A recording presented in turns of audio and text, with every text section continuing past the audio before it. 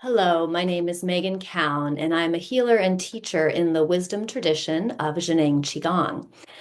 Today, I wanted to talk a little bit more about the type of healing that I do, which is called Mingjue or pure consciousness or clear observer healing.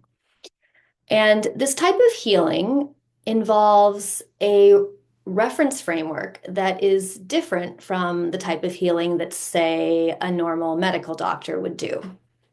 I talked about reference frameworks in a previous video that I'll put a link to. But in short, reference frameworks are basically like the structure and the rules of the game. So in life, there are literally infinite numbers of ways of seeing and understanding and making meaning out of what happens in life. And those different ways of seeing and understanding the world that therefore influence how we interact with the world are called reference frameworks. So, for example, in healing, there are many different reference frameworks around figuring out what's happening when somebody is not well. The most dominant reference framework, of course, is the normal Western medical reference framework. And that can be a beautiful way of understanding and interpreting things that are going on in somebody's body so that healing can happen.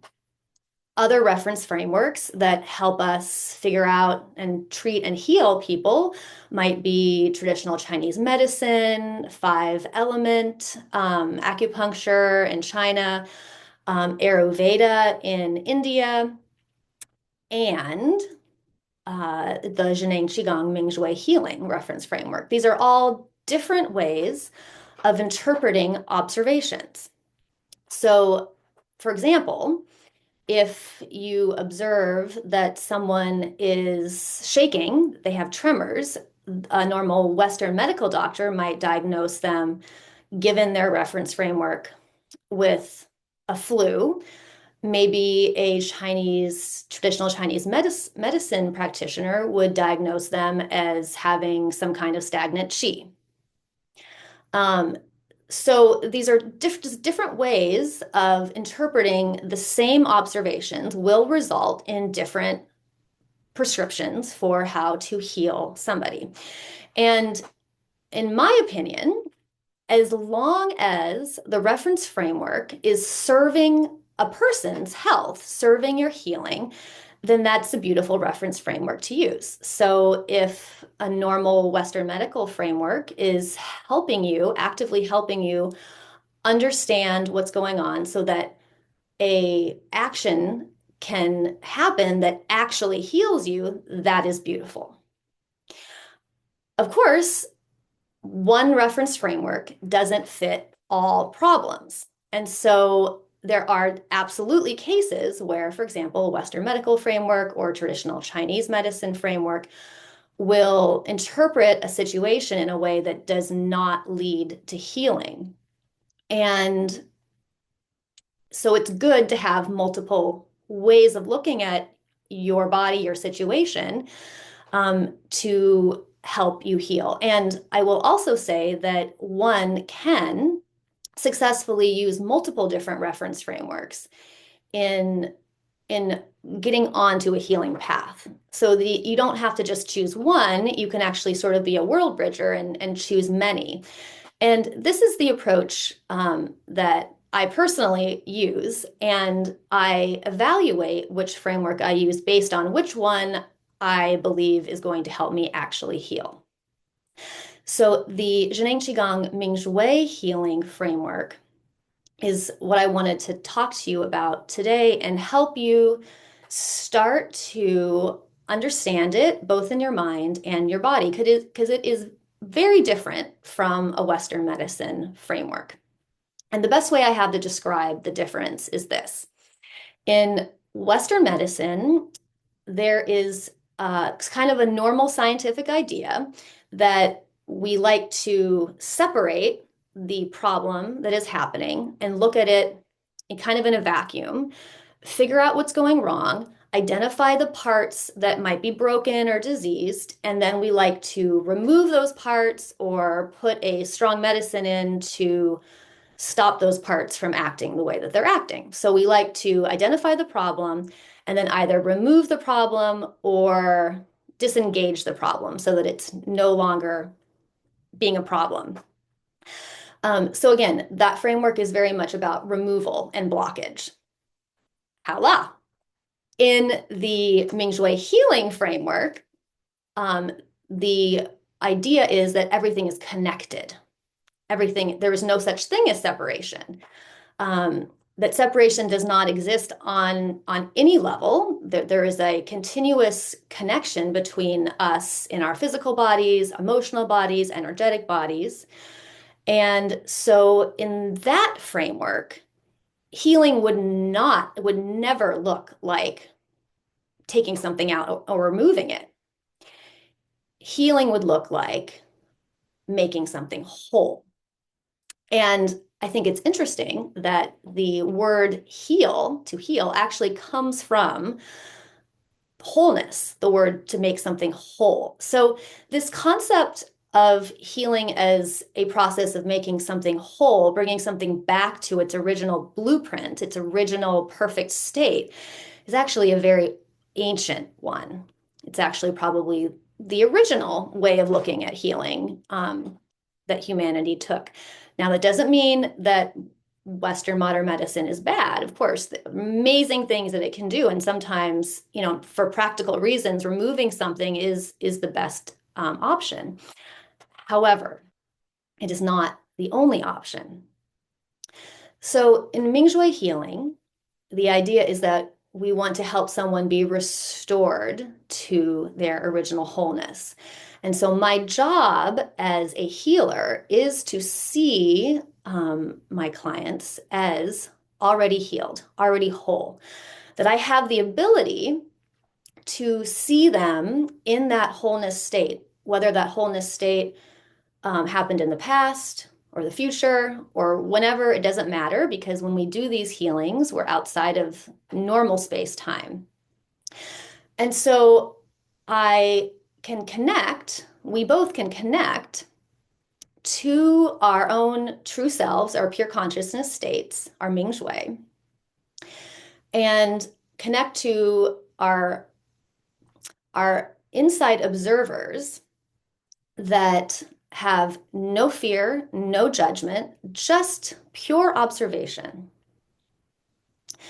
And our pure observer, our true selves, our pure consciousness, then has the ability to receive and transmit harmonious information.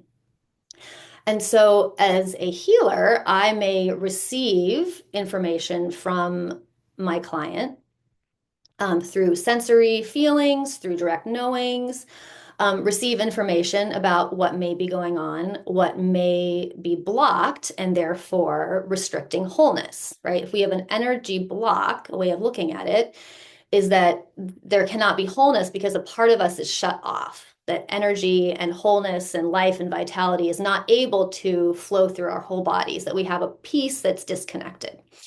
So I can often sense if there's a piece that needs to be reconnected. And because we are working on not even just on the energy level, but on a finer information level, very, very fine information level, it's easy, simple, and often instant to correct the blockage, correct the problem.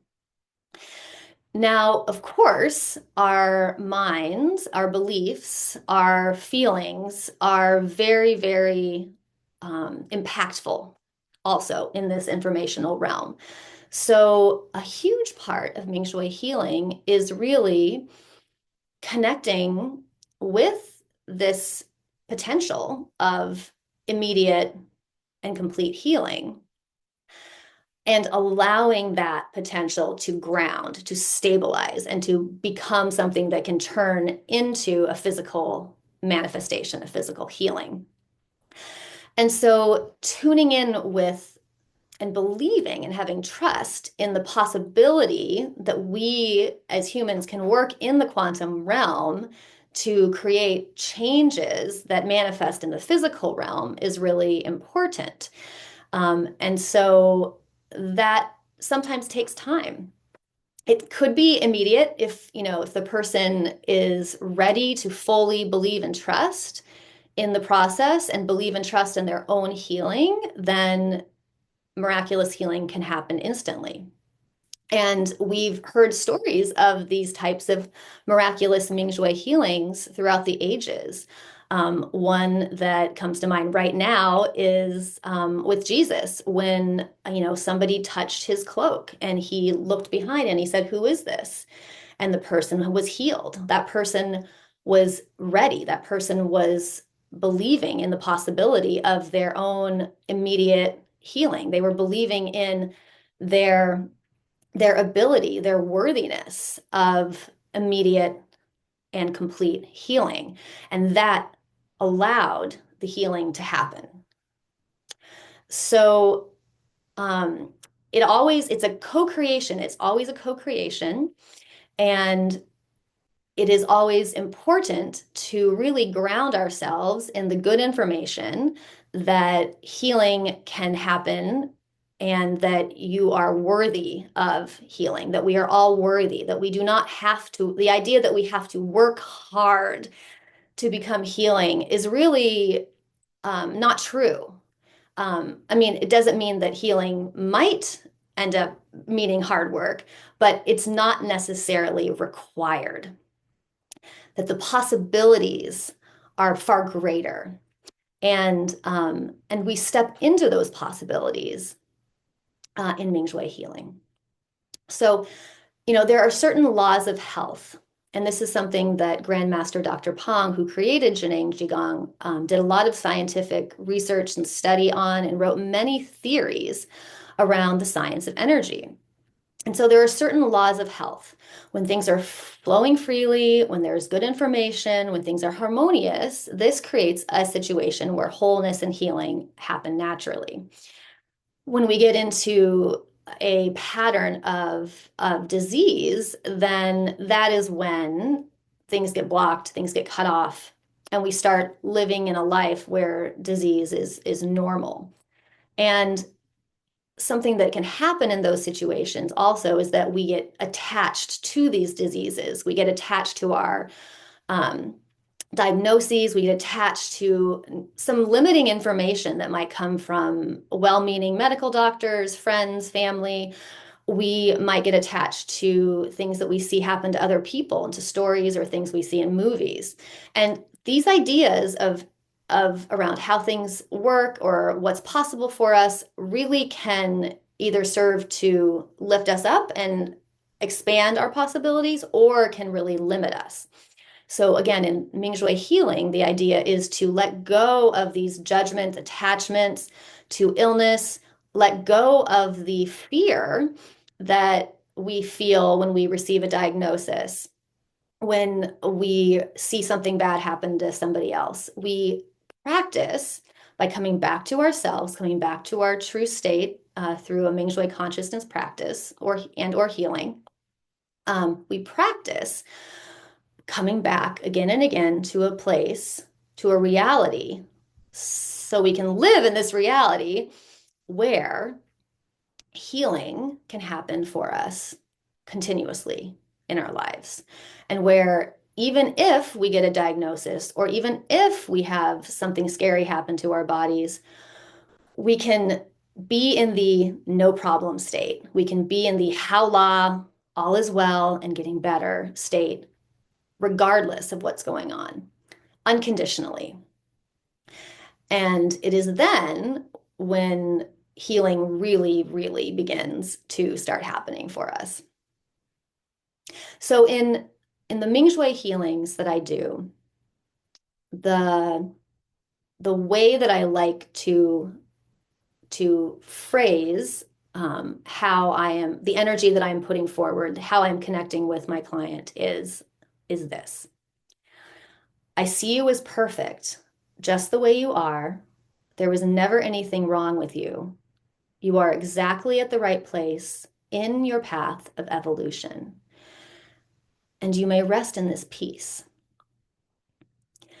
And so you can feel that in Mingjue healing, there's really this letting go of all the stuff we're holding, letting go of all these old ideas. We give ourselves permission to let go of all these thoughts and ideas and all the reference frameworks so that we may move confidently forward and make the decisions that we need to make for our health.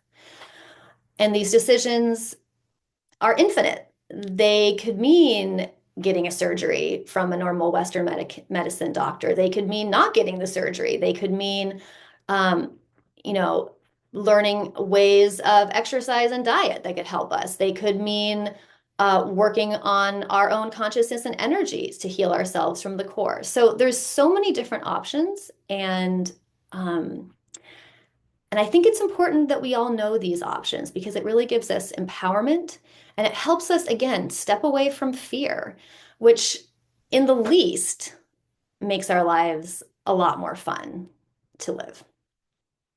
So thanks for listening to this video today.